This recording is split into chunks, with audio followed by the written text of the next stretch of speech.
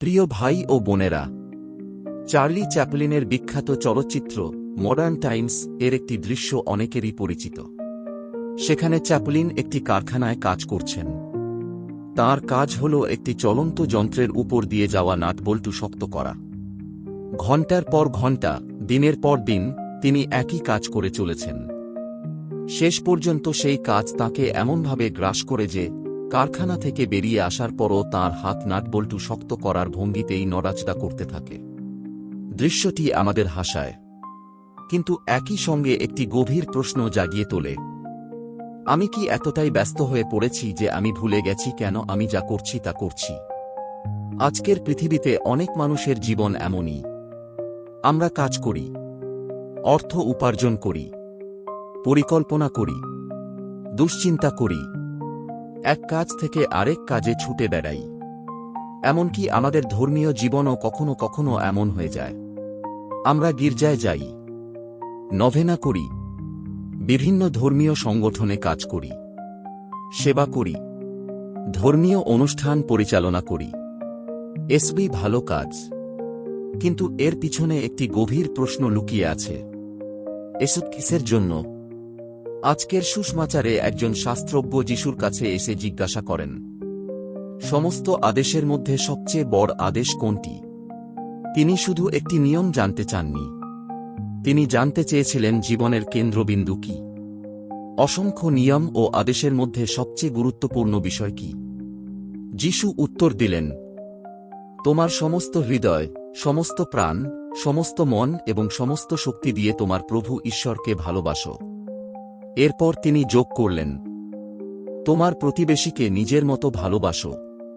এবং শেষে বললেন, এই দুটির চেয়ে বড় আর কোনো আদেশ নেই। খেয়াল করুন, যিশু প্রথমে উপাসনা, উপবাস, বলিদান বা ধর্মীয় আচার অনুষ্ঠানের কথা বলেননি। তিনি বলেছেন ভালোবাসার কথা।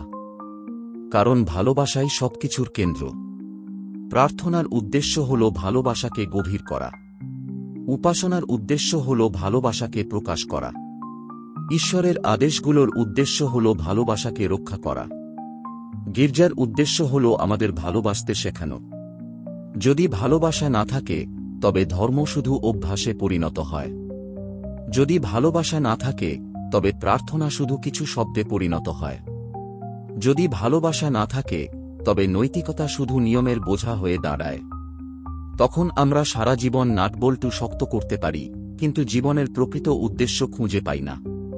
শাস্ত্রজ্ঞ যিশুর কথা বুঝতে পেরেছিলেন। তিনি বললেন, ঈশ্বরকে ভালোবাসা এবং প্রতিবেশীকে ভালোবাসা সমস্ত হোমবলির চেয়েও মহান। তখন যিশু তাকে বললেন, তুমি ঈশ্বরের রাজ্য থেকে দূরে নও। কি আশ্চর্য উত্তর! যিশু বলেননি, তুমি ঈশ্বরের রাজ্যে প্রবেশ করেছ। তিনি বললেন, তুমি দূরে নও। অর্থাৎ সত্যকে বুঝে নেওয়াই যথেষ্ট নয়। ভালোবাসার বিষয়ে জানা আর সত্যিই ভালোবাসা, এই দুটো এক নয়। অনেক মানুষ বাইবেল জানেন, অনেক মানুষ ধর্মতত্ত্ব জানেন, অনেক মানুষ গির্জার শিক্ষা জানেন, কিন্তু খ্রিস্টীয় জীবন মূলত জ্ঞান সম্পর্কে নয়, এটি রূপান্তর সম্পর্কে। প্রশ্নটি এই নয়, আমি কি জানি যে ঈশ্বরকে ভালোবাসা উচিত? প্রশ্নটি হল, আমি কি সত্যি ঈশ্বরকে ভালোবাসি? এখানেই আজকের সুসমাচারের চ্যালেঞ্জ। যিশু বলেন, সমস্ত হৃদয় দিয়ে ভালোবাসো। হৃদয়ের একটি অংশ দিয়ে নয়, পুরো হৃদয় দিয়ে। আমরা যদি সততার সঙ্গে নিজেদের দিকে তাকাই, তবে স্বীকার করতে হবে যে আমাদের হৃদয় প্রায়ই বিভক্ত।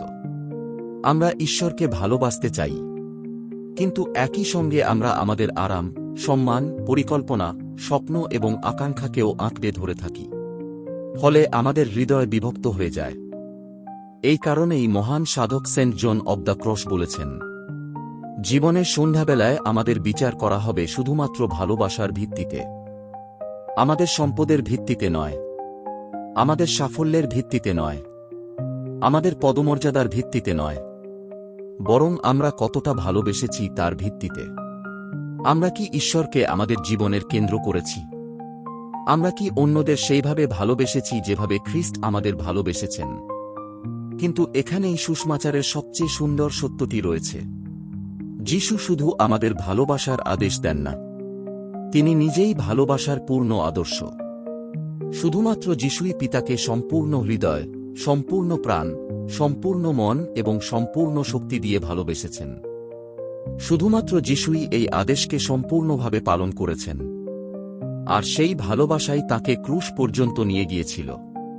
ক্রুশের উপর আমরা দুটি মহান আদেশকে এক হয়ে যেতে দেখি: পিতার প্রতি সম্পূর্ণ ভালোবাসা এবং মানবজাতির প্রতি সম্পূর্ণ ভালোবাসা। এই কারণেই আমরা আজ এখানে এসেছি। আমরা এই বেদির কাছে আসি না কারণ আমরা সম্পূর্ণভাবে ভালোবেসেছি। আমরা আসি কারণ খ্রিস্ট সম্পূর্ণভাবে ভালোবেসেছেন। আমরা আমাদের ভাঙা হৃদয় নিয়ে আসি, আমাদের দুর্বলতা নিয়ে আসি, আমাদের অসম্পূর্ণ পরিবর্তন নিয়ে আসি, এবং এখানে প্রভু আমাদের তাঁর দেহ ও রক্ত দান করেন। তাঁর ভালোবাসা আমাদের ভালোবাসার অভাব পূরণ করে।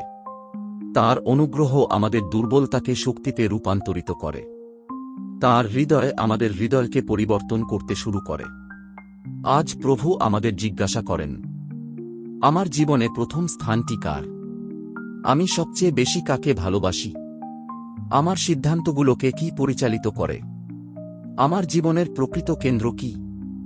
যদি আমরা আবিষ্কার করি যে আমাদের হৃদয় এখনও বিভক্ত, তবে নিরাশ হবেন না। সেই হৃদয়কে খ্রিস্টের কাছে নিয়ে আসুন, কারণ তাঁর ভালোবাসা আমাদের সাফল্যের পুরস্কার নয়, এটি আমাদের ব্যর্থতার আরোগ্য।